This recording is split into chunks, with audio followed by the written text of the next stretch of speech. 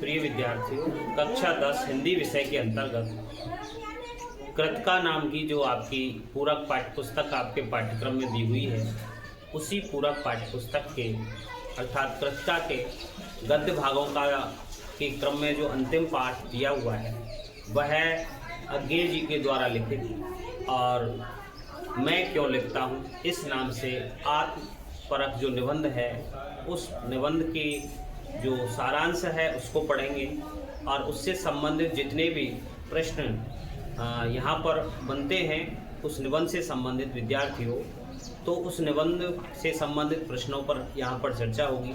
और इसके साथ साथ विद्यार्थियों जो भी सामान्य ज्ञान का टॉपिक बनता है उसके ऊपर भी आज चर्चा होगी। तो आइए विद्यार्थियों देखते हैं मैं क्यों लिखता हूँ आत्मपरक निबंध, जो कि लेखक हैं इसके सच्चिदानंद हीरानंद वात्स्यायन अज्ञेय, जो अज्ञेय का पूरा नाम है, जो तार सप्तक परंपरा हिंदी के अंतर्गत चलाई थी इन्होंने, उसी तार सप्तक परंपरा का निर्वहन करते हुए इन्होंने एक अलग ही सृष्टि उत्पन्न कर दी थी। उस समय प्रयोगवाद के अंतर्गत हिंदी साहित्य का एक काल था। तो आइए विद्यार्थियों आप आनंद लें उस निबंध विधा का, और मैं क्यों लिखता हूँ इस शीर्षक निबंध को हम पढ़ने का प्रयास करते हैं। इससे संबंधित सारांश जो भी हो सकता है उसको यहाँ पर समझने का प्रयास करते हैं। विद्यार्थियों जैसा कि बताया गया है कि अज्ञेय जी के द्वारा लिखित यह आत्मपरक निबंध है, और इस आत्मपरक निबंध में विद्यार्थियों बताया गया है कि लेखक की अर्थात लिखने की जो मूल प्रेरणा है वो लेखक को कहाँ से मिलती है। अर्थात कहने का मतलब ये है कि लेखक जो भी कुछ लिखता है उसकी मूल प्रेरणा शक्ति क्या होती है, वो क्यों लिखता है, ऐसा इस पर इस निबंध में विचार किया गया है। तो लेखक के अनुसार लिखे बिना लिखने के कारणों को नहीं पहचाना जा सकता या नहीं जाना जा सकता। अर्थात लिखने के कारणों को यदि हमें जानना चाहते हैं तो हमें लिखना पड़ेगा, अर्थात लिखे बिना लिखने के कारणों को नहीं जाना जा सकता है, ऐसा लेखक ने यहाँ पर बताया है। लेखक कहता है कि वह अपनी आंतरिक व्याकुलता, अपने मन की जो व्याकुलता है उससे मुक्ति पाने के लिए, कहने का तात्पर्य यह है कि उसके लेखक के मन में जो भी उद्वेलित उसको कर रहा है, ऐसे उसके मन के जो भी भाव हैं, उसके अंतर मन में जो व्याकुलता छाई हुई है, उस आंतरिक व्याकुलता से मुक्ति पाने के लिए वह लिखता है। और एक और इसमें बताया गया है कि वह तटस्थ रहकर, तटस्थ का मतलब होता है किसी के भी पक्ष में नहीं कहना, अर्थात निष्पक्ष रहना। तो तटस्थ रहकर उसे देखने और पहचानने के लिए वह लिखता है। तो लिखने का जो कारण है विद्यार्थियों यहाँ लेखक के द्वारा बताया गया है कि वो अपनी आंतरिक व्याकुलता से मुक्ति पाने के लिए लिखता है और तटस्थ रहकर उसे देखने और पहचानने के लिए वह लिखता है। तो विद्यार्थियों यहाँ इस निबंध की जो क्रमिक चर्चा है उसी क्रम में सबसे पहले जो लेखक हैं अज्ञेय जी, उन्होंने ये बताया है कि ये ऐसा कठिन प्रश्न है लिखने का कि मैं क्यों लिखता हूँ, क्या लिखता हूँ, मुझे क्या लिखना चाहिए और किस चीज़ को बेस बना करके, आधार बना करके मैं लिखता हूँ। तो ये सभी चीज़ें हैं, इसके बारे में चर्चा की गई है और बताया गया है कि ये लिखने की जो विधा है, इसकी जो प्रेरणा शक्ति है वो एक कठिन कार्य, कठिन प्रश्न के रूप में आती है। तो उन्होंने शीर्षक के रूप में बताया है कि मैं क्यों लिखता हूँ। यह प्रश्न जितना सीधा मालूम होता है उतना ये सीधा नहीं है, क्योंकि इसका संबंध कवि के अंतर मन से है। विद्यार्थियों यहाँ अंतर मन बार बार आपको उद्वेलित करने वाला है, बार बार ये आपके इस पाठ्यक्रम में आने वाला है कि अंतर मन क्या है। अर्थात जो कवि या लेखक है उसके मन में जो भाव भरे हुए होते हैं वही अंतर मन की वस्तुएं हुआ करती हैं। तो यहाँ ये जो प्रश्न है कि मैं क्यों लिखता हूँ, ये बहुत ही सरल प्रश्न नहीं है और इसका संबंध कवि के अंतर मन से माना जाता है। इसे संक्षेप में कहना आसान या संभव नहीं है। मैं क्यों लिखता हूँ, इसे संक्षेप में कहना बहुत ही सरल बात नहीं हो सकती है। यहाँ अगले बिंदु के रूप में उन्होंने जो अपनी निबंध क्यों लिखने की जो चर्चा है वो की गई है, उसमें एक प्रमुख जो तथ्य है वो सामने आया है, प्रमुख बिंदु जो सामने आया है उसको बिंदु के रूप में हमने लिखा है कि विवशता से मुक्ति। व्यवस्था कहते हैं विद्यार्थियों मजबूरी को, यानी कि मजबूरी से मुक्ति पाने के लिए, अर्थात व्यवस्था से मुक्ति पाने के लिए वो लेखक है जो लिखता है, लिखने के लिए प्रेरित होता है। तो यहाँ विद्यार्थियों लिखने के जो कारण हो सकते हैं उनका विवरण लेखक के द्वारा यहाँ पर प्रस्तुत किया गया है। अर्थात लिखने के कारण, प्रमुख कारण दिया हुआ है व्यवस्था से मुक्ति, अर्थात मजबूरी से मुक्ति पाने के लिए लेखक लिखता है। तो कुछ बिंदु इस शीर्षक के क्रम में बन सकते हैं कि जो लेखक लिखने के जो कारण हैं वो इस प्रकार से हो सकते हैं। तो लेखक कहता है कि बिना लिखे आंतरिक व्यवस्था से मुक्ति नहीं मिल सकती। बिना लिखे आंतरिक जो व्यवस्था है, आंतरिक जो मजबूरी है, अर्थात अंतर्मन की जो मजबूरी है, उससे मुक्ति नहीं मिल सकती। कहने का तात्पर्य यह है कि यदि हमें आंतरिक व्यवस्था से, हमारी जो अंतर्मन की जो मजबूरी है उससे मुक्ति पानी है, तो हमें लिखना अवश्य पड़ेगा। तो बिना लिखे आंतरिक व्यवस्था से मुक्ति पाना नहीं हो सकता, अर्थात आंतरिक व्यवस्था से मुक्ति पाने के लिए ही मैं लिखता हूँ, ऐसा अज्ञे जी ने अपने निबंध में विचारों के माध्यम से व्यक्त किया गया है। कुछ कृतिकार, एक अन्य कृतिकारों का जो लेखक होते हैं उनका भी परिचय यहाँ पर प्रस्तुत किया है कि बहुत से अपने नाम के लिए, अर्थात ख्याति प्राप्त करने के लिए लिखते हैं। कुछ जो निबंधकार होते हैं या लेखक होते हैं तो कुछ तो अपनी ख्याति प्राप्त करने के लिए, अपना यश फैलाने के लिए लिखते हैं, अर्थात ख्याति प्राप्त करने के लिए भी कुछ कवियों के द्वारा, लेखकों के द्वारा कुछ भी लिखा जाता है। अब होता क्या है कि ख्याति मिल जाती है, जिस उद्देश्य के लिए हमने लिखना शुरू किया है, किसी लेखक ने लिखना शुरू किया है, और यदि उसके लिखने के कारण ख्याति मिल जाती है तो ख्याति के या यश के मिलने के पश्चात एक कारण और भी होता है कि उसको लिखना पड़ता है। उस लिखने के पश्चात, ख्याति मिलने के पश्चात जो बाहर की व्यवस्था है, बाहर की जो मजबूरी है, बाह्य जो तत्व है, बाहर की जो व्यवस्था है, उसके लिए भी बहुत से लेखक लिखते हैं। अब ये आग्रह कैसे हो सकते हैं और कैसी कौन कौन सी मजबूरियां हो सकती हैं कि लेखक को लिखना पड़ता है, तो उसमें बताया गया उदाहरणों के द्वारा कि संपादकों का आग्रह है। संपादक बार बार कहते हैं कि पिछली बार आपने अच्छा लिखा था, अब भी आपको लिखना चाहिए। तो ये क्या हुई विद्यार्थियों, ये कवि की अंतर्मन की स्थिति नहीं है, अंतर्मन की व्यवस्था नहीं है, यह है उस बाह्य व्यवस्था का रूप, यानी कि बाह्य कारणों से भी लेखक कुछ लिखने के लिए मजबूर होता है। तो यहाँ संपादकों के आग्रह से वह लिखता है, प्रकाशकों के तगाजों से वह लिखता है कि प्रकाशक है, कोई किसी कंपनी का मालिक है, वो पुस्तकें छापता है, इसलिए वो ज़्यादा से ज़्यादा अपने पुस्तकों का विक्रय करना चाहता है, इसलिए अच्छे अच्छे लेखकों को पकड़ता है कि आप कुछ लिखिए, उनका तगाजा होता है। तो प्रकाशकों के तगाजों से और संपादकों के आग्रह से और आर्थिक ज़रूरतों से भी वो लिखता है। कई लेखकों की आर्थिक आवश्यकताएं इतनी होती हैं कि वो लिखना चाहते हैं, अर्थात लिख करके भी वो आगे अपना यश प्राप्त करना चाहते हैं और यहाँ साथ साथ में आर्थिक पक्ष को भी मजबूत करना चाहते हैं। तो ये हुई विद्यार्थियों आंतरिक व्यवस्था के अलावा जो बाह्य तत्व होते हैं वह लिखने के लिए किसी भी लेखक को मजबूर करते हैं। अब एक श्रेणी और बताइए विद्यार्थियों लेखक के द्वारा कि कुछ लेखक जो होते हैं वो आलसी श्रेणी के होते हैं। आलसी होते हैं, वो क्या करते हैं कि बाहरी दबाव के बिना लिख ही नहीं सकते। जब तक उन पर बाहरी दबाव नहीं पड़ता है तो वो लिखने के लिए सक्रिय नहीं होते, अर्थात वो जो आलसी लेखक होते हैं वो बिना किसी बाहरी दबाव के लिखते नहीं हैं। यह उनकी व्यवस्था होती है और यह उनकी मजबूरी होती है कि उन्हें बाहरी दबाव के कारण लिखना पड़ता है। आगे विद्यार्थियों लेखक ने ये प्रस्तुत किया है कि भीतरी जो आंतरिक जो व्यवस्था है वो क्या होती है। जो प्रमुख तत्व होता है किसी भी लेखन प्रक्रिया का कि भीतरी व्यवस्था, यानी कि आंतरिक जो व्यवस्था है, आंतरिक जो मजबूरी है, अर्थात अंतर्मन की जो मजबूरी है, उसके कारण भी कोई कवि या लेखक लिखता है। तो ये भीतरी व्यवस्था या आंतरिक जो मजबूरी है वो क्या होती है। तो यहाँ लेखक ने बताया कि अपनी आंतरिक और बाहरी व्यवस्था के आधार पर ही लिखा जाता है। तो विद्यार्थियों यहाँ स्पष्ट कर देना चाहता हूँ आपके लिए, जैसा कि लेखक ने अपने इस लेख में, इस निबंध में बताया है कि किसी भी लेखक या कवि को लिखने के लिए दोनों पक्षों की आवश्यकता होती है।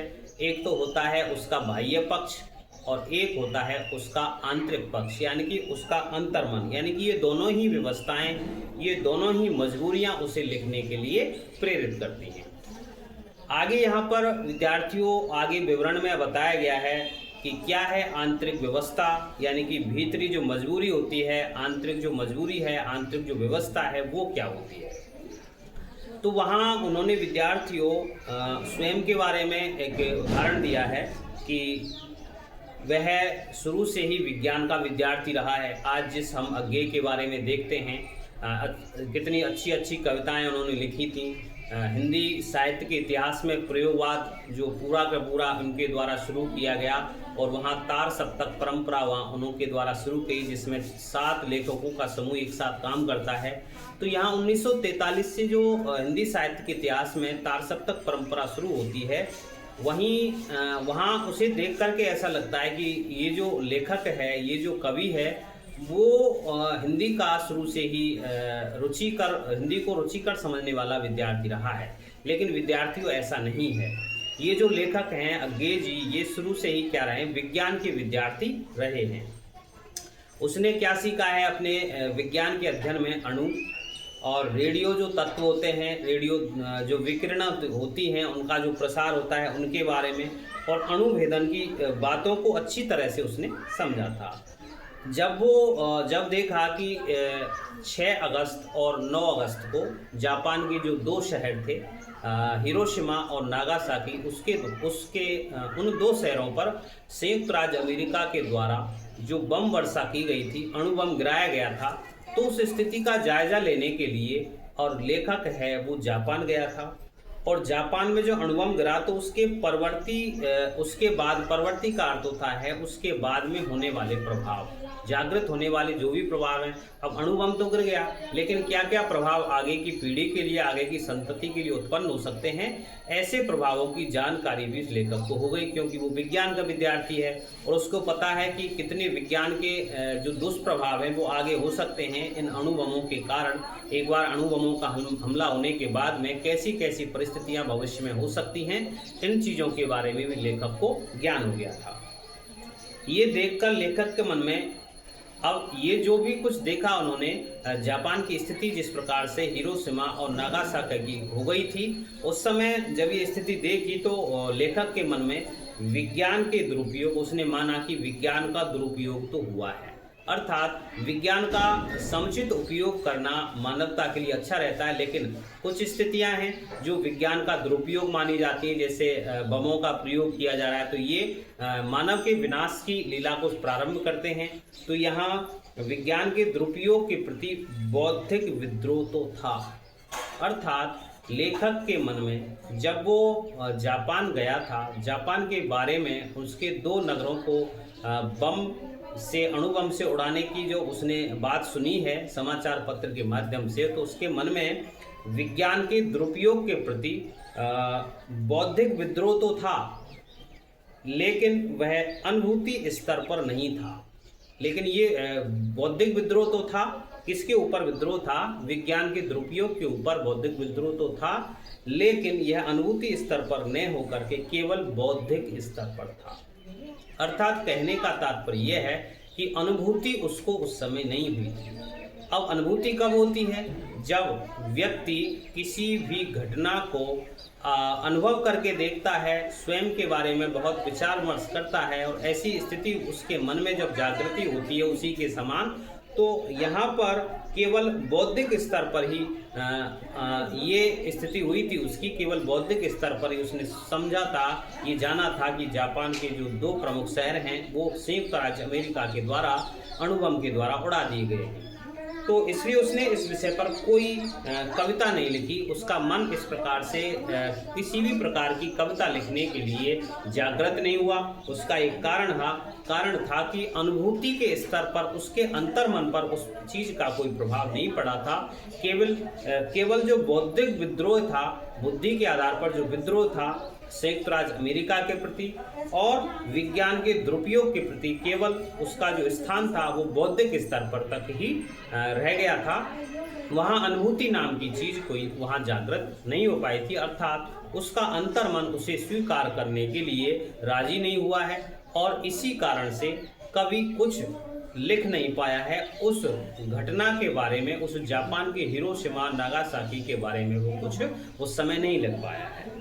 अब यहाँ आगे विद्यार्थियों लेखक के द्वारा ये दो चीज़ें समानांतर रूप से बताई हैं और दोनों चीज़ों में अंतर स्पष्ट किया गया है। वो ये है कि एक तो है प्रत्यक्ष अनुभव, यानी कि आंखों के सामने, प्रति प्लस अक्षी यानी कि आंखों के सामने प्रत्यक्ष अनुभव।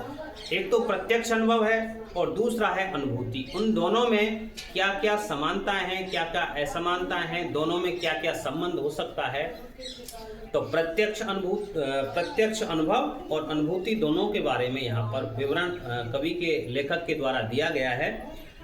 तो यहाँ बताया गया है कि जब वो जापान गया था तो हिरोशिमा के उस अस्पताल में भी गया था जहाँ रेडियम पदार्थ से आहत लोग वर्षों से कष्ट पा रहे थे, जिन पर प्रभाव पड़ा था जिन लोगों पर, और उस अस्पताल में वो आहत हुए थे। अस्पताल में वो होकर के आया था लेखक अज्ञे, तो वहाँ उसने इन चीज़ों को देखा। इस प्रकार लेखक को क्या हुआ है, प्रत्यक्ष अनुभव हुआ है। आंखों देखा कार्य उसने देखा है कि किस प्रकार से व्यक्ति किस प्रकार से परेशान हैं, आहत हैं उस बम वर्षा के कारण। तो ये प्रत्यक्ष अनुभव हुआ, लेकिन अनुभव से गहरी चीज है अनुभूति।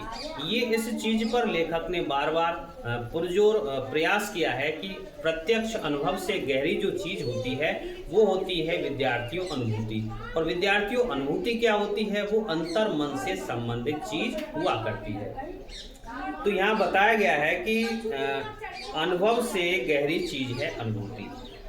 क्योंकि इसका कारण है, गहरी चीज क्यों है, प्रत्यक्ष अनुभव से अनुभूति गहरी क्यों है, इसका एक कारण है कि जो अनुभव है वो तो घटित का होता है, जो घटना घटित हो चुकी है उसका हम प्रत्यक्ष अनुभव कर सकते हैं। लेकिन अनुभूति क्या है, अनुभूति है संवेदना, यानी कि दूसरे के दुख को देखकर दुखी होना, दूसरे के सुख को देख करके और सुख अनुभव करना, तो ये अनुभूति है। तो संवेदना और कल्पना के सहारे, अनुभूति क्या है, संवेदना और कल्पना के सहारे उस सत्य को आत्मसात कर लेती है। तो विद्यार्थियों में बताया गया है कि अनुभव तो क्या होता है, केवल घटित का होता है, जो घटना घटित हो चुकी है उसका होता है, और अनुभूति क्या होती है, संवेदना और कल्पना के सहारे उस सत्य को आत्मसात कर लेती है, जो वास्तव में कृतिकार के साथ घटित हुआ ही नहीं, उसके साथ वो चीजें घटित हुई नहीं। तब अनुभूति का प्रत्यक्ष साक्षात्कार हो जाता है और रचनाकार उसका वर्णन करने लग जाता है। अब यहाँ देखो कि हिरोशिमा जब लेखक गया था तो सब देखकर भी लेखक ने तत्काल कुछ नहीं लिखा है, क्योंकि केवल उसने प्रत्यक्ष अनुभव किया है। अनुभूति ने उसके अंतर्मन में, लेखक के अंतर्मन में किसी भी प्रकार की स्थिति पैदा नहीं की है और अंतर्मन में वो चीज़ें उसके साथ घटित नहीं हुई हैं। तो कुछ भी नहीं लिखा है, क्योंकि उस वक्त अनुभूति प्रत्यक्ष की कमी थी। क्योंकि ये जो सब कांड हुआ था, जैसी स्थितियां उत्पन्न हुई थी उस लेखक के सामने, आंखों के सामने ये चीजें नहीं हुई थी। जब उसने सड़क पर, अब हुआ क्या है, जब वो एक बार जापान जब गया था तो सड़क पर जो घूम रहा था उसने देखा वहां घूमते हुए सड़क पर कि जला हुआ पत्थर है और उस पत्थर को, जले हुए पत्थर को झुलसा हुआ देखा। उस छाया को देखकर अवाक इतिहास जैसे भीतर कहीं सहसा एक जलते हुए सिर सा उगाया और डूब गया। उसने महसूस किया और उसी क्षण वह स्वयं हिरोशिमा के विस्फोट का भोक्ता बन गया है। प्रश्न आएगा विद्यार्थियों कि लेखक अज्ञे कब हिरोशिमा के विस्फोट का उपभोक्ता बना था। तो वो जब बना था जब वो जापान गया था और जापान की सड़कों पर घूम रहा था। अचानक से उसने देखा कि एक पत्थर झुलसा हुआ था। उस पत्थर को, झुलसे हुए पत्थर को देख करके महसूस हुआ कि यहाँ कभी उस समय जब ये बम वर्षा हुई थी तो कोई व्यक्ति इस पत्थर पर खड़ा हुआ होगा और इतना प्रहार उस बम का हुआ होगा कि ये व्यक्ति उस समय भाप बन करके उड़ गया होगा और उसकी जो छाया है वो पत्थर पर छप गई होगी। तो ऐसा अनुभूति उस लेखक के अंदर हुई है और उस अनुभूति के कारण ही वो उस विस्फोट का भोक्ता बन गया है, भोग करने वाला बन गया है और वो लिखने की प्रेरणा उसकी अनुभूति से जागृत होकर के, अंतर्मन से जागृत होकर के वहाँ प्रस्तुत हो गई है। तभी वह लेखक कुछ लिखने के लिए प्रेरित हुआ है। यहाँ जागी हुई जो व्यवस्था है बुद्धि के क्षेत्र से बढ़कर, पहले जो बुद्धि के स्तर पर ही सीमित थी वो बढ़ करके संवेदना के क्षेत्र में आ गई है। परिणाम स्वरूप एक दिन हिरोशिमा पर उसने कविता लिख दी है। हिरोशिमा कविता बहुत ही सुंदर पंक्तियों के रूप में वो कविता लिखी है। हिरोशिमा कविता के लेखक कौन है तो आप लिखेंगे सच्चिदानंद हीरानंद बादशाह ठगे। ये कविता जो हिरोशिमा कविता है इसका प्रश्न भी आ जाता है कि ये कब लिखी थी, किस समय, वो लेखक उस समय कहाँ था। तो ये कविता लेखक ने भारत लौटकर और एक रेलगाड़ी में बैठे बैठे लिखी थी। भारत लौटकर रेलगाड़ी में बैठे बैठे ये कविता लिखी थी क्योंकि ये अनुभूत जन्य हो गई थी। अनुभूति उस लेखक के अंतर्मन को हो गई थी।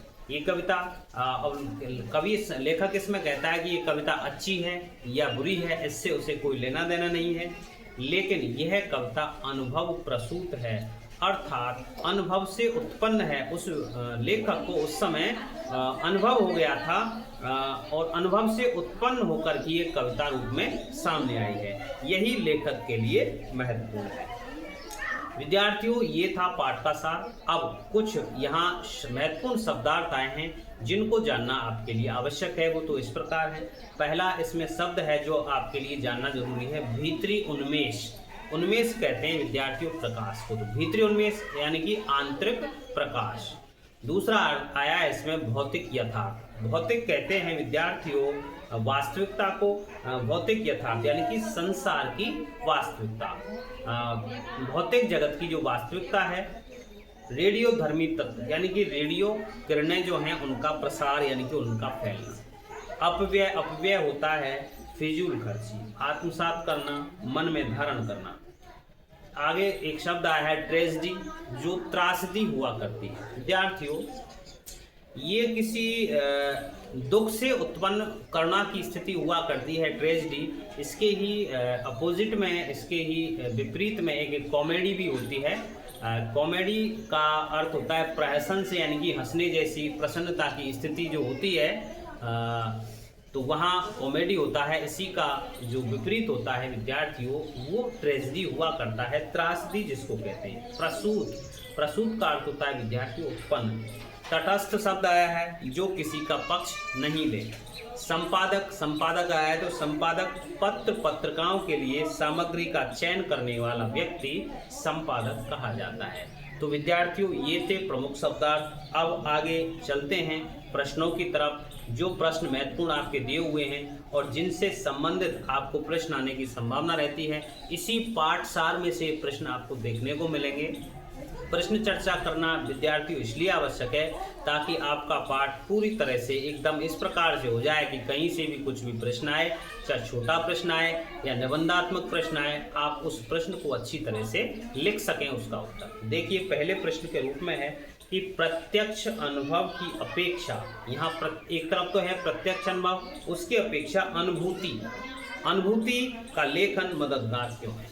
अर्थात कहने का तात्पर्य यह है, प्रश्न इस प्रकार से बन सकता है कि प्रत्यक्ष अनुभव के बजाय अनुभूति लिखने में मददगार क्यों होती है, लिखने की प्रेरणा अनुभूति से क्यों मिलती है, प्रत्यक्ष अनुभव से क्यों नहीं मिलती। तो इसमें बताया गया है उत्तर के रूप में कि प्रत्यक्ष अनुभव तो वह है जो हम घटित होते हुए देखते हैं, लेकिन अनुभूति संवेदना और कल्पना के सहारे सत्य को उद्घाटित करती है, आत्मसात कर लेती है, जिससे क्या होता है, अप्रत्यक्ष जो घटना देखी भी नहीं है, जो घटना आंखों के सामने नहीं हुई है, अप्रत्यक्ष घटना भी आंखों के समक्ष ज्वलंत प्रकाश बन जाती है। कहने का तात्पर्य यह है कि प्रत्यक्ष अनुभव अपनी नीचे की स्थिति में है, जबकि अनुभूति पक्ष जब होता है तो वही अनुभूति जब व्यक्ति को हो जाती है किसी घटना के संबंध में, तो उसके अप्रत्यक्ष होने पर भी ऐसा लगता है कि आंखों के सामने ज्वलंत प्रकाश बनकर के वह स्थिति, वह घटना हमारे सामने आ जाती है। तो जिसे लिखकर ही अपनी व्यवस्था से छुटकारा पाया जा सकता है। विद्यार्थियों, दूसरे प्रश्न के रूप में है कि लेखक के द्वारा स्वयं को हिरोशिमा के विस्फोट का भोक्ता कब और किस प्रकार महसूस किया। विद्यार्थियों, अभी हमने पढ़ा था कि लेखक हिरोशिमा में घटित अणुबम के नरसंहार के बारे में जानकर और जापान यात्रा काल में विस्फोटों के कुप्रभावों को प्रत्यक्ष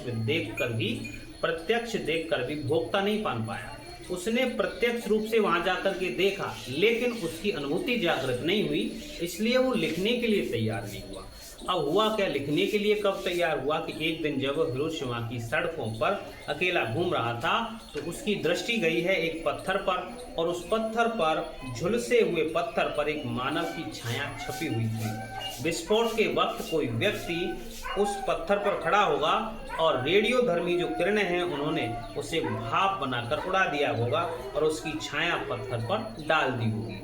इसे देखकर लेखक के मन में क्या हुआ है, संवेदनात्मक अनुभूति जाग गई है, अंतर्मन उसका जागृत हो गया है।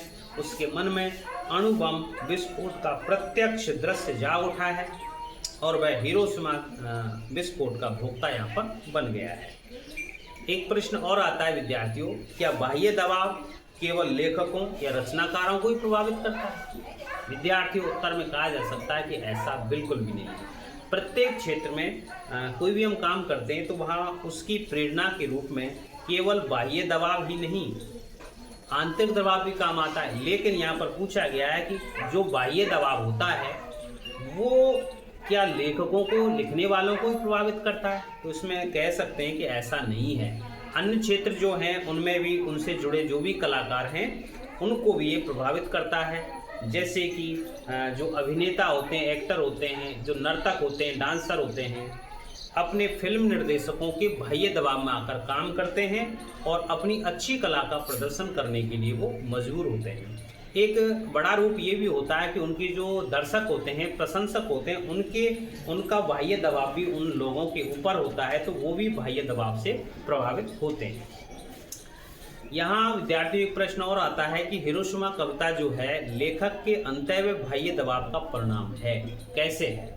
हमने बताया कि जो लेखन का जो कार्य है उसमें आंतरिक दबाव और बाह्य दबाव दोनों काम करते हैं, तो ये दोनों के कारण ही कोई लिखने के लिए मजबूर होता है।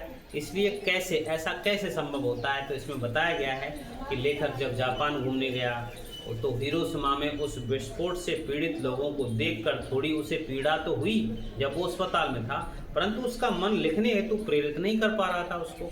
हिरोशिमा के पीड़ितों को देखकर लेखक को पूर्व में ही अनुभव हो चुका था, परंतु जले हुए पत्थर पर जब उसने देखा कि जला हुआ पत्थर है, उस पत्थर पर एक व्यक्ति की उजली छाया देखी उसने, तो उसकी हिरोशिमा में विस्फोट से प्रभावित लोगों के दर्द की अनुभव हुआ उसको, और अनुभूति हुई और लेखक लिखने के लिए प्रेरित हुआ था।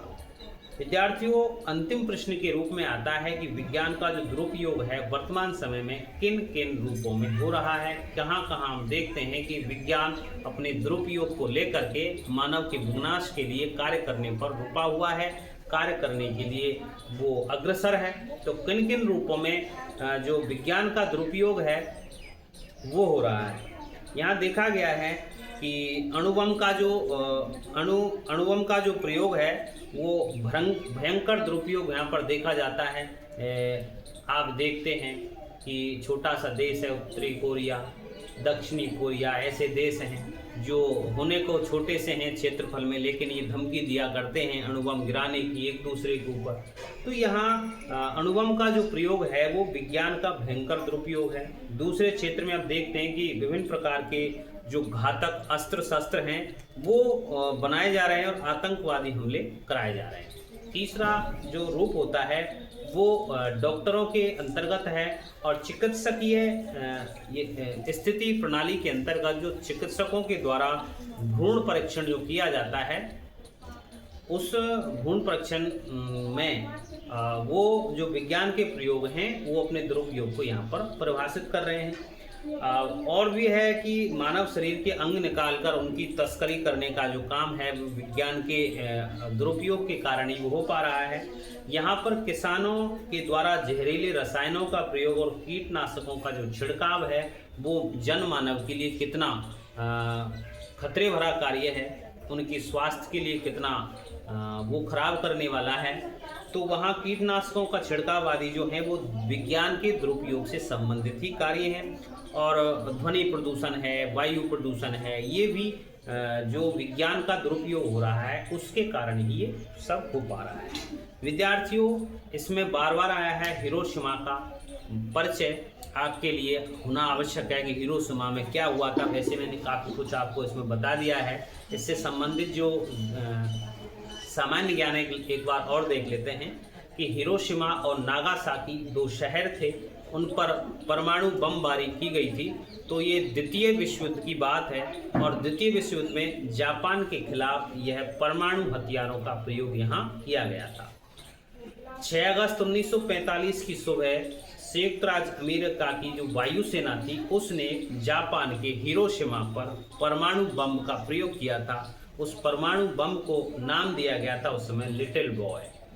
लिटिल बॉय नाम से जो परमाणु बम था 6 अगस्त 1945 को हिरोशिमा शहर पर, जो कि जापान का एक प्रमुख शहर था, उस पर संयुक्त राज्य अमेरिका की वायुसेना ने जो बम वर्षा की थी, परमाणु बम गिराया गया था। उसके 3 दिन बाद विद्यार्थियों 9 अगस्त 1945 को ही एक और प्रमुख शहर नागासाकी, उस पर परमाणु बम गिराया गया। उसे नाम दिया गया विद्यार्थियों फैटमैन। तो यहाँ लिटिल बॉय, फैटमैन ये दिए हुए नाम हैं। अब यहाँ पर देखते हैं कि जनहानि कितनी हुई थी विद्यार्थियों। तो हिरोशिमा में देखते हैं तो 20,000 सैनिकों ने अपने प्राण दे दिए थे, प्राण उत्सर्ग कर दिए थे, अर्थात इतने सैनिक यहाँ पर मारे गए थे, 20,000 से भी अधिक। और लगभग 1.25 लाख जो नागरिक हैं वो उस परमाणु बम का जो हमला था उसमें वो मारे गए थे। इसी प्रकार से नागासाकी में भी 70-80 हज़ार लोग मारे गए थे। उसके बाद में जापान ने परमाणु हथियार कभी नए निर्माण नीति निर्धारित की थी, कभी भी वो जापान ऐसे हथियारों का निर्माण नहीं करेगा, ऐसी नीति स्थापित किए हुए है। कौन? जापान। यहाँ देखते हैं इसके अंत में विद्यार्थियों, कभी कभी आपको जो बहुविकल्पात्मक प्रश्न आते हैं उसमें लेखक परिचय से संबंधित भी कुछ आ सकता है। तो यहाँ आप उस चीज़ को भी गलत नहीं करें। साथ साथ मेरी आपसे आपको एक बार कहना है कि आप साथ साथ जब आप पाठ पढ़ते हैं, आपको पता है कि इस कृतिका पुस्तक में आपको प्रश्न ही आने वाले हैं, लेकिन प्रश्न आपके लेखक परिचय से भी एक आध प्रश्न आ सकता है, लेकिन इनको भी आप साथ साथ देखते जाएं तो अच्छा। देखिए यहाँ पर आया है सच्चिदानंद हीरानंद वात्स्यायन अज्ञे। अज्ञे का पूरा नाम आ सकता है, रिक्त स्थान के रूप में जाएगा। अज्ञे का पूरा नाम क्या था? तो सच्चिदानंद हीरानंद वात्स्यायन अज्ञे। जन्म और मृत्यु आपको याद रखनी है। 1911 में जन्म और 1987 में मृत्यु। जन्म स्थान उत्तर प्रदेश का देवरिया जिला है, उसके कुशीनगर में इनका जन्म हुआ था। और प्रारंभिक शिक्षा इनकी जम्मू कश्मीर हुई और जो बीएससी इन्होंने की थी, स्नातक की जो उपाधि, स्नातक की जो डिग्री थी इनकी विज्ञान विषय में, वो लाहौर से इन्होंने की थी। क्रांतिकारी आंदोलन में ये कई बार जेल भी गए थे। इनके काव्य संग्रहों पर जब चर्चा करते हैं तो कविताओं के जो संग्रह हैं इस प्रकार से हैं: भग्नदूत, चिंता, इत्यलम, अरिओ, करुणा में प्रभा, आंगन के पार द्वार, इंद्रधनुष रौंदे हुए। उपन्यास आता है, इनका प्रमुख उपन्यास है शेखर एक जीव। कहानी संग्रह भी आते हैं: विपतगा, शरणार्थी, जयदोल। निबंध आते हैं इनकी त्रिशंकु, आत्मने पद। यात्रा वृत्तांत आता है, अरे यायावर रहेगा याद।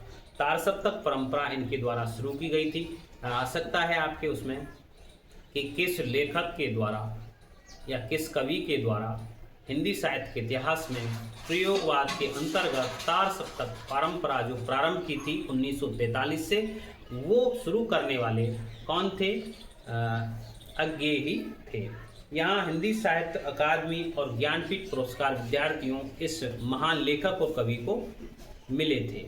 तो प्रिय विद्यार्थियों, इस मैं क्यों लिखता हूँ इस आत्मपरक निबंध का पाठ सारांश, प्रश्नों पर चर्चा और इसके अतिरिक्त जो आपका जो इससे मिलता जुलता जो सामान्य ज्ञान है वो आप तक पहुंचाया गया हिंदी परिवार की इस ऑनलाइन पाठशाला के साथ। आप अपना जो विश्वास है वो हमारे प्रति बनाए रखिए, हिंदी के प्रति बनाए रखिए और अधिक से अधिक चैनल को सब्सक्राइब करें ताकि आपके जो अंक हैं हिंदी में कम नहीं आए और पूरे के पूरे आप अंक आप प्राप्त करें। मैं आपके लिए और भी अन्य जो आपके जो भी सिलेबस में रह रहा है पाठ्यक्रम के अनुसार उसके आगे भी वीडियो बनाऊंगा। मिलते हैं अगले वीडियो के साथ। धन्यवाद।